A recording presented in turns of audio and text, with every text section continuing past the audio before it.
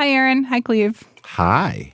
Hey, Martine. So, as you both know, we have a presidential debate coming up next week. And I have a confession, which is that I love hearing about debate prep. Like, I love hearing what the prep is like, how the candidates are prepping, who is playing the opposition in the prep. And I also wonder how into it they get. You know, like, is there a wig? Is there a suit? Are they using the voice? Yeah. Do they adjust the height? I feel like it's like campaigns take 2 weeks in the summer to just go to theater camp and just like play pretend in the middle of the woods somewhere. And I think it's great. Welcome to The Campaign Moment. It's Friday, September 6th. I'm Martine Powers, co-host of Post Reports. And I'm Aaron Blake, senior political reporter and author of the Campaign Moment newsletter. We're also joined this week again by Washington Post White House reporter Cleve Wootson. Hey, glad to be here. So this week, we're obviously going to be talking about that debate, and Cleve will be there in Philadelphia. And I'll be curious to get his take on what's going to go down there. But we're also going to dive into some other news from the campaign trail this week, specifically some big fundraising numbers for the Harris campaign, as well as a couple big endorsements from some high-profile Republicans. So we're excited to get into all of that. But Cleve, first, I was hoping to hear a little bit from you about what this moment in politics has been like for you to cover. And of course, you know, we've had you on the show recently. You've been on the Campaign Moment and Post Reports a few times since Harris became the nominee.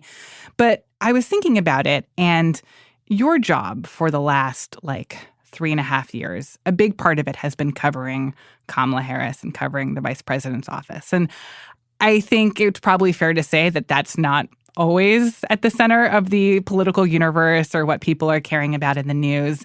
And then all of a sudden, she becomes the center of everything when it comes to covering Democrats and a huge part of this race. So what has it been like for you to see that switch, for you to go from covering Harris in somewhat obscurity, maybe that's going too far, to covering this person who could very well be the next president? Yeah, there was definitely a point when I was following Kamala Harris in Ghana and I got sick. And I'm just sick in a hotel room in Africa, thinking, what am I doing with my life? Why am I here? Where have I gone wrong? Yeah, you're right. Most vice presidents toil in obscurity. And that means that the reporters who are following them around are also kind of toiling in obscurity. That's different for Harris. She was a historic figure from the start. 3 months ago, we were in that sort of obscure area. The debate, the questions, the attention, the focus was all about Joe Biden versus Donald Trump. And then suddenly it wasn't. And it has been exciting and exhausting ever since. I do think of myself as a Kamala Harris. I think Aaron called me a Kamala Harris subject matter expert. Yeah, I heard that on the episode. Many people are saying. Is that on the business card? Should be. And so in this moment, I feel like every story that I write, even the ones that are a daily story about, Kamala Harris said this today, I bring all this context, history, and I feel a very strong sense of responsibility to make sure that all gets in there. I want people to get the whole picture, not some of it. Well, and I think an example of how that context becomes important is a story that you published this morning, right, with our colleague Dan Diamond, that was basically about Kamala Harris as a boss. And we've talked about this on the show before, but, over the years, there are numbers that demonstrate that, her office had more people coming in and out in a way that suggested that she might be a difficult boss. Some people went so far as to say a bad boss. But you and Dan have been doing reporting to kind of create a more nuanced picture of what Harris has been like as a manager and why that's important to us understanding her now as a presidential candidate. Yeah, exactly. One of the dings against Kamala Harris was this narrative that she was somebody who churned through high-level Democratic talent. Now, these are folks who are used to hard jobs, right? Difficult jobs in the spotlight with weird hours and stuff, but that she couldn't sort of keep those folks in her office. I think her turnover rate in the Senate might have been something like 92%. And a lot of people have said, okay, this is an example that Kamala Harris is a bad boss, a bad person, not fit. She's going to run the federal bureaucracy. How can she do this if she can't run a Senate office? And one of the things we really focused on was what has happened in the years since all that negative publicity came out. Has she gotten it together? Has she figured it out? Does she have a better team, a more stable team? And so, Cleve, what did you guys find about these questions about how much her reputation was substantiated and whether things have changed? I think she kind of got it together. I mean, if I'm putting it simply, and it could just be a politician realizing that there's a political weakness and trying to shore up that political weakness. But she got a new chief of staff, Lorraine Voles, who has a master's degree in organizational management, is better at running organizations, and also is, kind of an old school Democratic player. I think there's, for a lot of the folks that we talked to who were with Harris in that first year, I think there was also a sense that some people came on because history or this moment, or even resume. They're ambitious people, right? And did not have a sense of the weightiness, the heaviness, the difficulty. I mean, it's not like you're saying that they just couldn't hack it. We didn't put the word hack in the story, but yes. I thought the example that you gave in the story was really insightful, because when you hear about why was there this turn? Why did people decide I don't want to work here anymore? You brought up the question of Harris's prosecutorial style, which we've all seen play out in, Senate hearings. We may see on Tuesday, right? Yes, exactly. But a lot of what she was doing in these meetings with her staff was asking pointed questions about footnotes and reports, or asking them to explain why certain items had been added to her schedule. And Dan got a quote from one former aide who says, quote, "It's stressful to brief her because she's read all the materials, has annotated it, and is prepared to talk through it." And I both sympathize with that, because I'm like, yeah, that does sound like a slightly scary moment when your boss is like, why exactly did you decide that? And what exactly does this mean? But at the same time, that sounds like someone who's very prepared and expects the people around her to be prepared. And I think that starts to get mixed up in that question of gender and race, and how would we tolerate or respect or admire the same qualities in a boss who's a white man? Yeah, two things to that. One, we should grain of salt this and understand that these former staffers are Democrats who want Kamala Harris to be president. And we tried to be very clear about that. These are her former staffers, even the ones who disagree with her, even the ones who've been vocal about not liking her style or whatever in the past, have said, all that may be true, but I don't want Donald Trump to be president. I think the other thing is, yes, you're right. I think Harris does have a prosecutorial style. And as she has gotten more confident in her job, more confident in her role and all of that stuff, I think he's felt better about letting that on display. And one of the questions that I always try to ask myself in every story about Kamala Harris as a boss is, what is Joe Biden like as a boss? Because there is this question about whether or not a female boss has to be soft and gentle and bake you cookies and nice and conciliatory, whereas a male boss can cuss you out and be viewed very differently in that. Well, I want to move on from here, because there's a lot of news that we want to get into from this week, including an endorsement that just came in for Kamala Harris. Aaron, I'm hoping you can talk a little bit about this. Who is the relatively notable figure who has now decided that she will be endorsing Harris in this race? Yeah, a couple big ones, actually, and from two people with the same last name. Liz Cheney said on Wednesday that she will be voting for Kamala Harris. And then on Friday, she said that her father, former Vice President Dick Cheney, will also be voting for Harris. I think this is the two most significant Republicans that we've seen saying that they're going to be voting for Harris. Obviously, Dick Cheney was vice president 2 vice presidents ago. The more recent vice president also isn't supporting Trump. Liz Cheney was a high-ranking member of House Republican leadership before she became co-chairwoman of the January 6th committee. And this really highlights a tension within the anti-Trump conservative movement right now about just how far to go in opposing Kamala Harris. Do you say that you're going to support her and endorse her, or do you just criticize Trump and kind of leave it at that? There is some discomfort with the idea that you're supporting someone who has a left-leaning record like Kamala Harris does. Certainly, the Cheneys are out of step with where the Republican Party is today in the Trump era. So Liz Cheney and Dick Cheney doing this is significant. I wouldn't necessarily expect a whole lot of Republicans to necessarily take their cues from the Cheneys, though.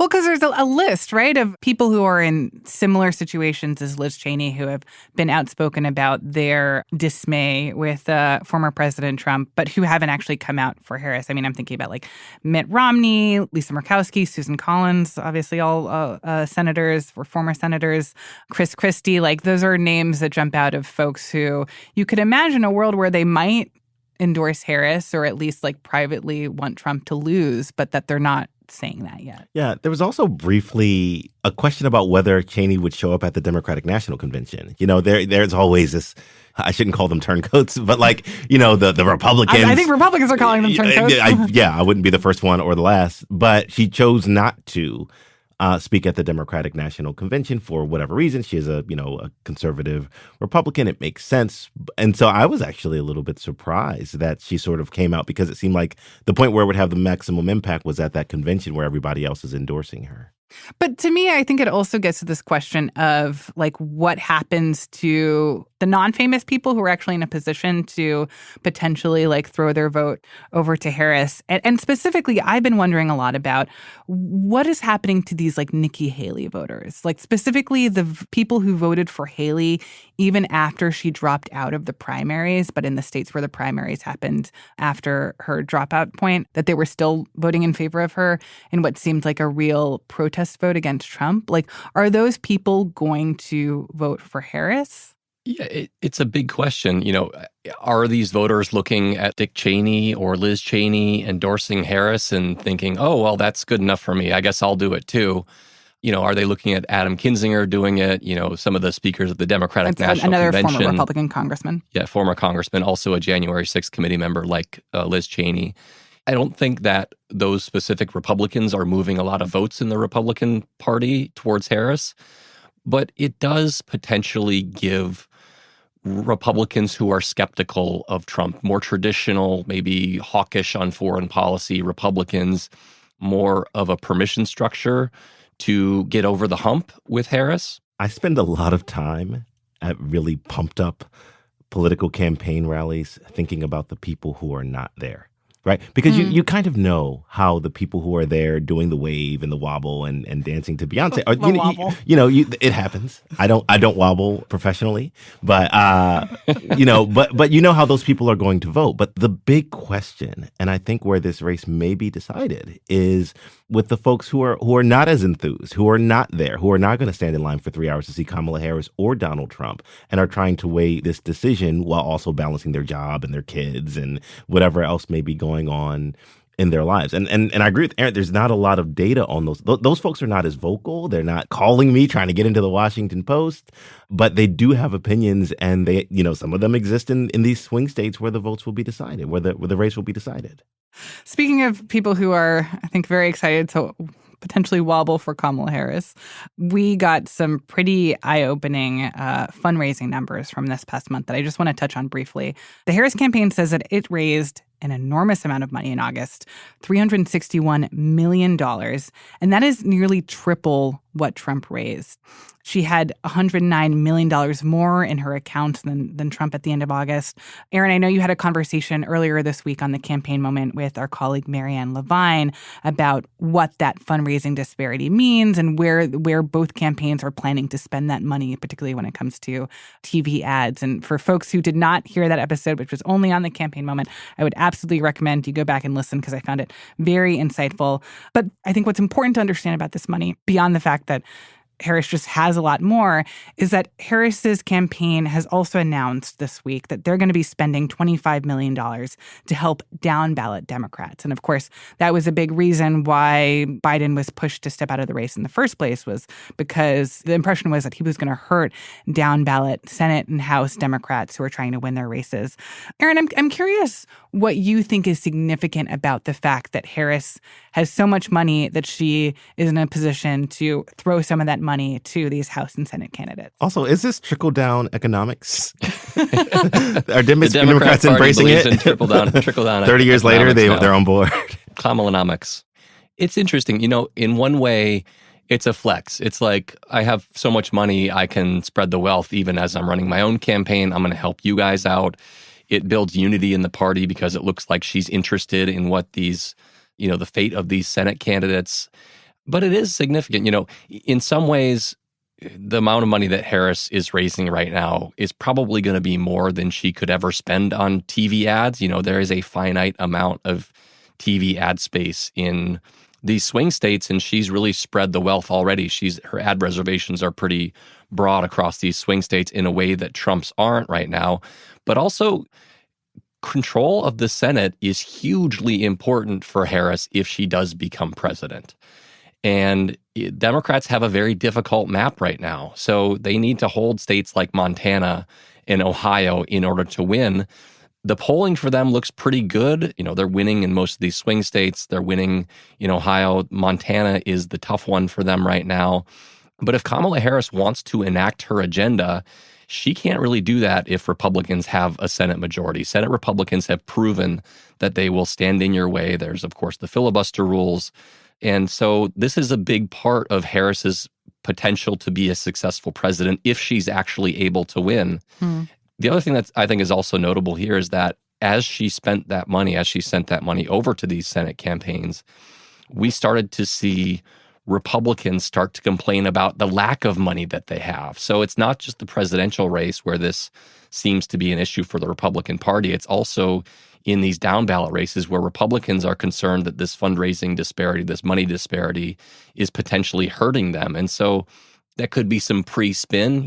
Republican Senate candidates have had very disappointing results in recent election cycles. They've had poor candidates that haven't won very winnable races, have underperformed how you'd expect a Republican to do in those areas. So I think some of this is kind of a cover your backside in case this election goes wrong for Senate Republicans too.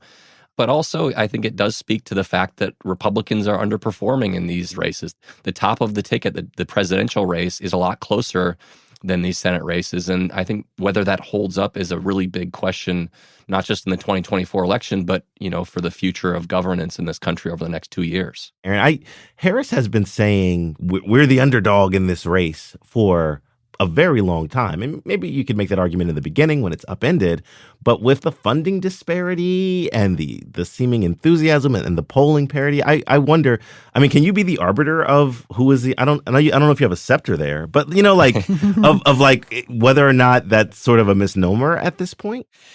I did look at this week for my newsletter where I did a big reset on the 24 campaign with 2 months to go. And the polling, the way it looks in the swing states right now, I would give Harris a slight edge, but not an overwhelming one. Mm-hmm. And the reason is that the only swing states where we see some significant or potentially significant separation between the two candidates is Wisconsin and Pennsylvania. And both of those have Harris up by 3 or 4 points. If she can lock down those states, she's well on her way to getting towards 270. She probably just needs one more state at that point, depending on which state you're talking about. But, there is some question about how much her momentum is going to hold up. It looks like it's going to be very close. All these swing states, 5 of the 7 swing states are within a point right now in the Washington Post polling average. Wow. So this could go any number of different ways. And of course, we've had polling errors in the past that could, suggest these swing states all break one way or all break the other way. It's just very difficult to know at this point. Polling errors give me nightmares. I can imagine. Okay, we're going to take a brief pause there, and then after the break, we will talk about the debate next week, what to watch for. We'll be right back.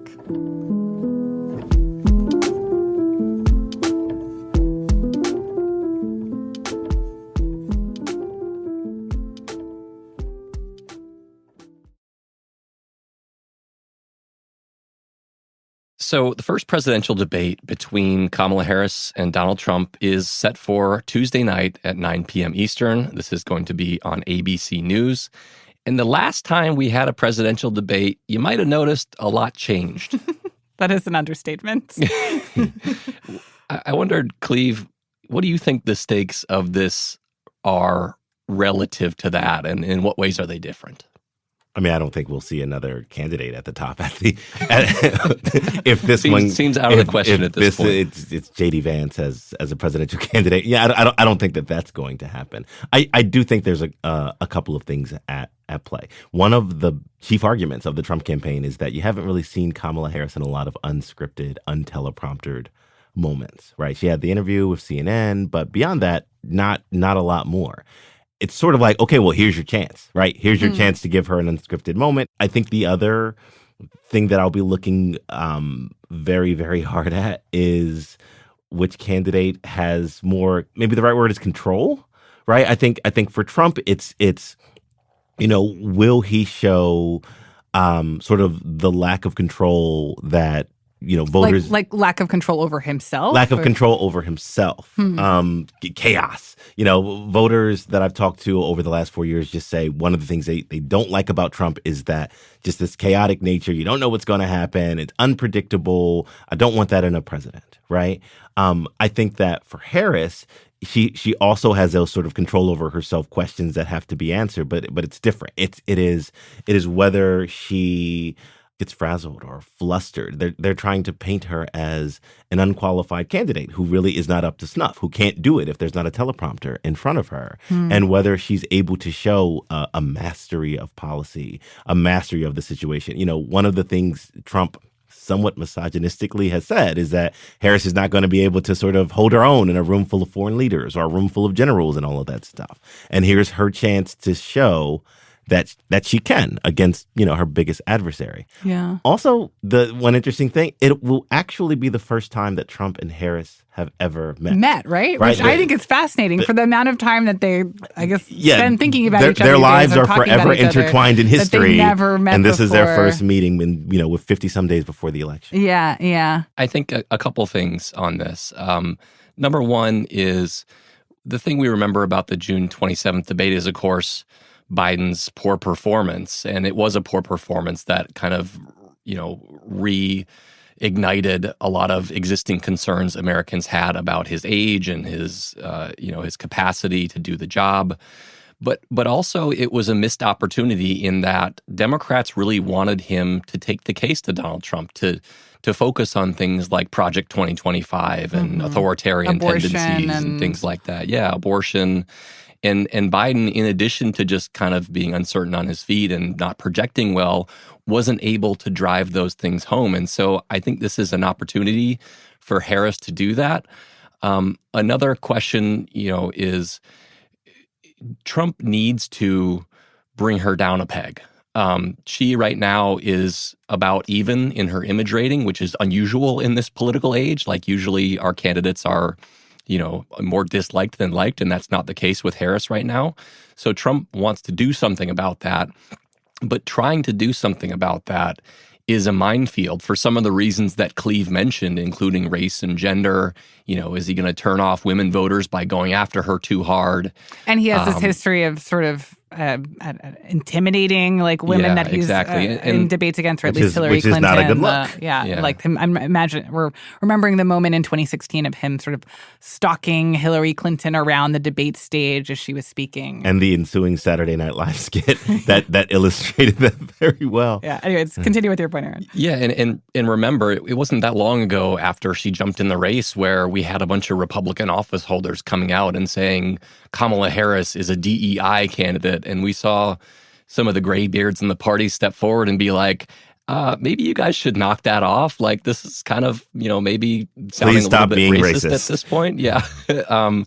And Trump is certainly someone who has never demonstrated any real discipline when it comes to these things. Like maybe he hasn't said it as much recently, but is he going to be able to help himself when the candidate is right there in front of him and he can say whatever he wants about them? Like, the wisdom of his campaign advisors does not flow through Donald Trump's mouth very often. And so there are a lot of ways in which this could go. And I think it's going to be, I don't think the stakes of this are like they were on June 27th, just because, as mentioned, nobody's going to be dropping out after this, or probably not. But they are unusual even in the context of other debates, because Harris is a less defined political quantity, and also because this is probably the only debate we're going to see between these two candidates. But I also think it's interesting to think about the ground rules of this debate and how that might affect how this all plays out. And what we're going to see on Tuesday night is pretty similar to actually what we saw between Trump and Biden back in June, in which there will be no live audience. The microphones will be muted when it's not the candidate's turn to speak. And notably, the candidates will not be allowed to ask each other questions. And I think, at least I found, and I think a lot of people found after that June debate, that those circumstances in some ways helped Trump because it made him seem more disciplined. The fact that he couldn't interrupt or jump in or kind of go off the rails and in terms of how he was speaking on that stage. And I also wonder if this might hurt Harris too. I mean, we talked about her quote unquote prosecutorial style and the way that she can ask these cutting, pointed questions that strike fear into people's hearts. I mean, yes, she's going to be able to pose those questions in her answers, but she's not going to be able to ask Trump those things directly or kind of have a back and forth with him. And so I wonder if, and also the fact that there isn't going to be a live audience, it's one thing to make your case in an arena of people who love you and also may or may not be doing the wobble. And it's a different thing. And this kind of vacuum of just you and the candidate on stage or on TV. So yeah, I'm curious how you guys think the rules of this debate will affect how Harris performs and how Trump performs. A lot of the voters that I have talked to over the years, when I asked them about Trump as a debater, they point to that first debate with Joe Biden where he just was constantly interrupting, constantly overbearing, constantly just not a self-possessed presidential-looking figure. And this is the first debate as in 2020. We're 2020, mm-hmm. Yeah.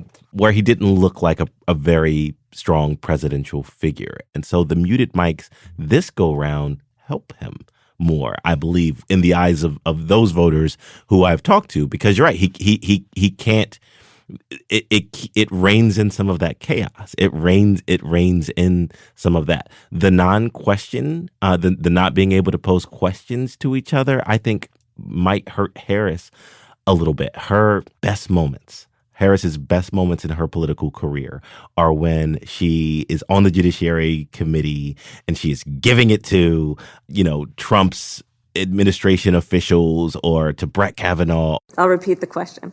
Can you think of any laws that give the government the power to make decisions about the male body? I'm not thinking of any right now, Senator.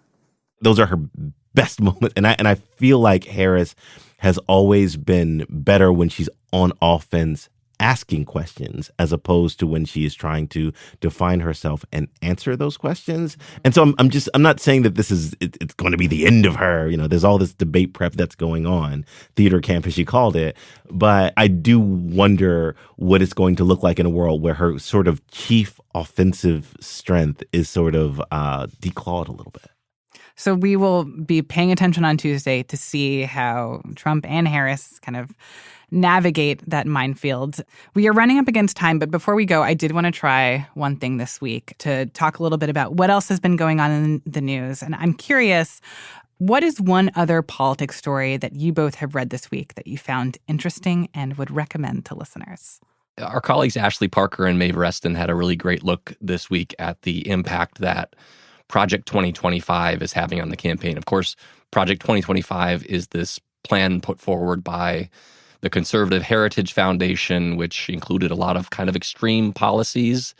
And the Trump campaign has distanced themselves from it, even though there are a lot of overlaps between his world and it, a lot of people from his administration who worked on it. I just thought it was fascinating the level of detail this story had when it came to how much Republicans and Trump's campaign are scrambling to get away from this thing that is really a pretty potent shorthand for Democrats when it comes to defining Trump as being too extreme, which is a big problem for him. And it's trickling down. I use trickle down way too much, but I speak to a lot of voters. The wobble is trickling down. Yes, exactly. It's trickle down wobble.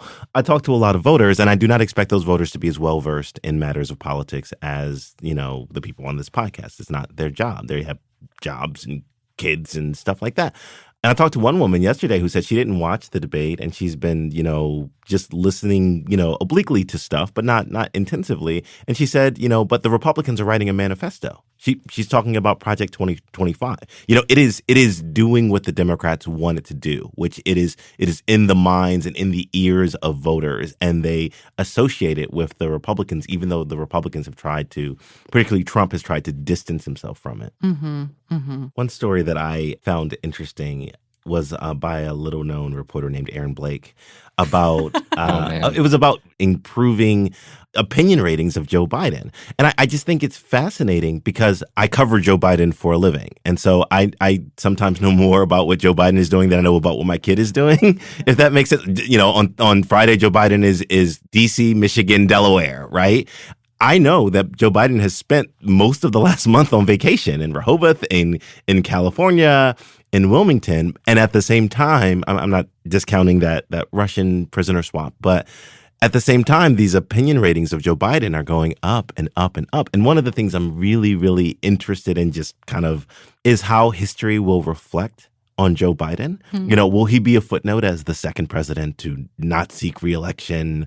Or will they remember, the somewhat consequential 4 years that he's had? I mean, at one point, Joe Biden was saying he was the most consequential president in modern history as far as the things that he has accomplished. And I just wonder, when all is said and done, when the dust settles, when this race is decided, how will we all think about Joe Biden? And I also wonder what Joe Biden thinks about what we will all think about Joe Biden when everything is said and done. Yeah. I mean, the best thing that any president can do if they want to become popular is go to that beach in Delaware or go to Midland, Texas, and take up painting like George W. Bush not be did. president anymore. Like literally 2 years after George W. Bush went out of office and people, the vast majority of Americans disliked him because of the Iraq War and Hurricane Katrina. Like by 2010, he was popular again. People liked George W. Bush all of a sudden.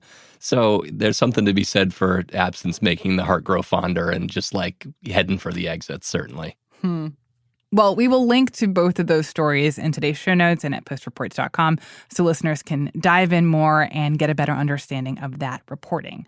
And though we do have to wrap in just 1 second, I will tell you one story that is on my radar because it just came in just around now, the middle of the day on Friday.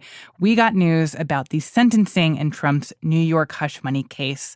As the both of you, of course, know, Trump was convicted in May of 34 felony counts of falsifying business records. And this whole summer, we've been waiting for word on Trump's sentence, whether or not he's going to do any jail time. And his sentencing hearing had been scheduled for September 18th, which is just a little over a week from now. Well, the judge in this case, New York Supreme Court Justice Juan Merchan, just announced that he is delaying the sentencing until after the election. And it's going to be on November 26th. This is, of course, a pretty significant victory for Trump. Voters will cast their ballots in November, knowing that the Republican nominee has a felony conviction, but they will not know whether or not he's going to serve any time in prison. So, of course, we will be watching how this case continues to unfold and affect the election. It'll be very interesting. In the meantime, Cleve, thank you so much for joining us. This was so fun. Always a blast. Thanks for having me. And Aaron, thank you, as always, for all your wonderful insights. Thank you. Thanks, Martine. And thanks, Cleve. And make sure that you're all subscribing to the Campaign Moment newsletter. And you can find the link to the Campaign Moment newsletter in our show notes and at postreports.com. Of course, Cleve Wootson is a White House reporter for The Post, and Aaron Blake is a senior political reporter. That's it for this week on the Campaign Moment.